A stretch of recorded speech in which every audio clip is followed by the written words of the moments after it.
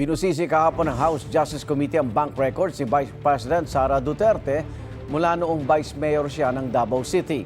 Pinuna ng ilang miyembro ng komite ang hindi pagtugma ng bank transactions ni Duterte sa idineklara niyang total net worth.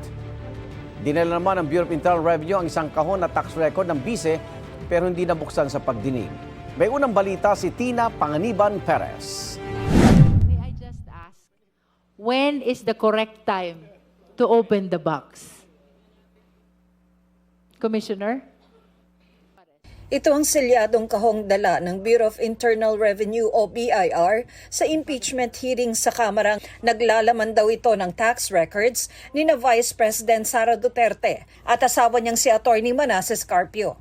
Pero hindi ito iprinisinta ni BIR Commissioner Attorney Charlito Mendoza. The tax code prohibits the disclosure of specific tax information pertaining to specific taxpayers. However, the law provides for some exceptions, which provides that we may disclose specific tax information to Congress, provided that the examination shall be done in executive session. Matapos malinawan ng BIR na hindi in aid of legislation ang impeachment hearing, nagbanta pa ang ehensya na babawiin na lang ang mga dokumento. If the committee says that this is not in aid of legislation, then Section 20A will not apply. And therefore, what we will do, Madam Chair, is to withdraw our submission. Madam Chair, this has been submitted already. I'd Madam rather Chair. keep this. Sa huli, hindi binuksan ang kahon, pero maiiwan ito sa Kamara. You are so near yet you're so far. Madam Chair. The BIR apparently complied with the subpoena by bringing to us the sealed box. But because of that issue of confidentiality, we cannot open the box. Pag-uusapan na lang daw ito sa mga susunod na pagdinig. Sumalang din ang Anti-Money Laundering Council o AMLAC sa House Committee on Justice. Yes, there are suspicious transactions and covered transactions found in our system, database, or record. Covered transactions ang tawag sa mga transaksyong aabot ng mahigit 500,000 pesos. Suspicious transactions naman ang anumang halaga ng transaksyon na may dahilan para pagdudahan. Ayon sa AMLAC, may mahigit 600 suspicious at covered transactions sa bank accounts ng bise at kanyang asawa mula 2005 hanggang 2026. Umaabot ito sa 6.77 billion pesos. Mahigit 3.7 billion pesos na halaga ng transaksyon ang dumaan sa mga account ni Duterte. Halos 3 bilyong piso naman sa account ni Carpio. Attorney, to be clear, did you only initiate these reports because of this impeachment? No, Madam Chair, we have, and EMLC has always been in constant monitoring of all the transactions, and while we have generated a latest one, all the data have been as far as back as early years. Hindi po kami namimili ng personality. Ang tinitignan po namin dito ay yung data at yung numbers. Sabi pa ng AMLAC, milyong-milyong piso ang halaga ng halos lahat ng transaksyong inireport sa kanila. Puna ng isang miyembro ng komite, hindi tugma sa SALE ni Duterte ang mga transaksyong dumaan sa kanyang bank accounts. Halimbawa, noong 2009, kung kailan Vice Mayor pa siya ng Davao, nagdeklara noon ng mahigit 18 million pesos na net worth si Duterte. Pero ang flag transactions na dumaan sa kanyang bank accounts umabot ng halos 705 million pesos. Base pa sa AMLAC report, sa mga flag transaction na dumaan sa account ni Carpio, pinakamalaking halaga ang naitala noong 2024 na umabot sa mahigit 1.8 billion pesos. Nakasaad din sa AMLAC report, mula August 2024 hanggang January 2026, naging subject si Duterte ng 27 confidential reports na nagsasaad ng kadudadudang aktibidad, kabilang ang drug trafficking, graft and corrupt practices, at malversation of public funds. Kaugnayan sa mga lumabas sa House Quad Committee hearings at sa impeachment complaints na inihain laban sa bise. Puna pa ng ilang miyembro ng komite sa mga SALE ni Duterte. Mula 2019 hanggang 2024, walang iniulat si Vice President Sara Duterte na cash on hand and in bank sa kanyang salin.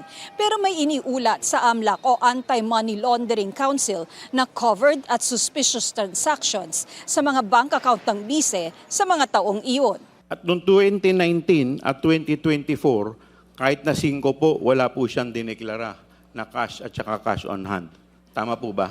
Based on the submitted SALN, Your Honor, wala pong nakalagay na cash on hand or bank deposits. Kahit 5 po? Wala pong nakalagay, Your Honor. Hindi wow. Ang biglaan at tuloy-tuloy na pagkawala ng deklarasyon ng liquid assets because cash on hand and cash in bank are liquid assets. Sa kabila ng dati, meron naman na mga halaga ng mga cash on hand, cash in bank ay nagdudulot ng pagdududa sa kawastuhan at kabuuan ng subsequent SALNs ni VP Sara. Taliwas po sa kanilang patuloy na pagtanggi, lumabas na active pa ang account. Nakapag-deposit po tayo ng 448 pesos doon sa isang account na ito. Si Congressman Paulo Marcoleta, kinwestiyon ang pagpapasabpina sa mga naturang SALN. Let me state on record that the SALNs discussed were not attached in the original complaints. Hindi po sila kasama sa original complaints. And using the SALNs as a starting point without necessary predicate evidence supports the position that the investigation of the House of Representatives Committee on Justice is a fishing expedition. Paano niya nasabi yun? Kasama eh. Ito, babasahin ko. Vice President Sara Duterte committed culpable violation of the Constitution and betrayed the public trust in amassing unexplained wealth and failing to disclose all her properties and interests in properties in her SALN. Nagalagay po sa complaint eh. Pinuna rin ng isang miyembro ng House Committee on Justice kung hindi raw ba lumalabag sa bank secrecy law ang pagtalakay ng komite sa bank transactions ng bise at kanyang asawa. I'm concerned with where we are going right now. We will now be discussing from the statements of the AMLAC representative bank accounts. And I'm worried that the discussion might lead somewhere na pinagbabawal ng bank secrecy law. For the record, the coverage of bank secrecy law and for the guidance of the members are bank officials and employees and bank records. And the chair is of the opinion that the subject matter of our subpoena is apparently not covered by the protection of the bank secrecy law. We cannot use the bank secrecy law as a shield to allow public officials to hide behind. Klarong-klaro po ang pinag-uusapan natin sa isang impeachment case ay pananagutan at kailangan maging transparent ang lahat ng mga public officials. Tanong naman ng isang mambabatas. Pag suspicious yung transaction, ibig bang sabihin na ito ay illegal na or unlawful na? Para kasing ganun lumalabas. Pag ito'y tinag na suspicious, agad-agad itong piniprejudge na as if it's an illegal or unlawful transaction. I want to be clarified on that, Madam Chair. That is a manifestation which does not require any answer. Ganun yon. So basta labas-pasok, nag-a-add to. So it doesn't mean na pagka sinabi natin may 3.9, billion, does it mean na merong 3.9 billion sa loob ng account?